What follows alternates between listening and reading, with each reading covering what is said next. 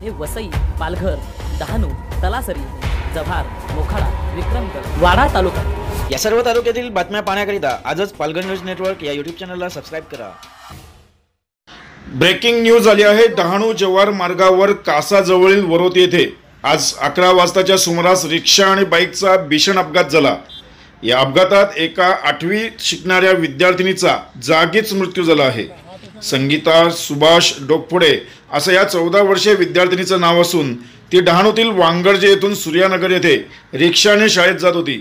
वरोतीजवळ चालकाचं रिक्षावरील नियंत्रण सुटल्याने रिक्षा रस्त्याखाली उतरली। याच वेळी समोरून येणाऱ्या भरधाव बाईकने या रिक्षाला जोरदार धडक दिली।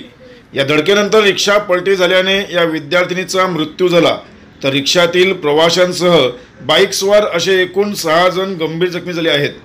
या जखमींवर सध्या कासा उपजिल्हा रुग्णालयात उपचार सुरू करण्यात आले आहेत। दरम्यान डहाणू जव्हार मार्गावर सध्या खड्ड्यांचं साम्राज्य वाढलेलं असून यामुळेच हा अपघात झाल्याचं प्रत्यक्षदर्शींकडून सांगण्यात येते। मागील वर्षी याच रस्त्याच्या दुरुस्तीसाठी लाखो रुपये खर्च केले असताना देखील हा रस्ता पुन्हा एकदा खड्डेमय झाल्याने स्थानिक नागरिकांकडून संताप व्यक्त करण्यात येतोय। या अपघातात मयत संगीताची मैत्रीण अंकिता हाडल ही 7वीत शिकणारी विद्यार्थिनी देखील जखमी झाली असून लता बेडगा, प्रमोद लोहार, रमेश कोदे, रिक्षा चालक भास्कर डोकपुडे आणि बाईकस्वार कैलास धानमेहर हे जखमी झाले आहेत।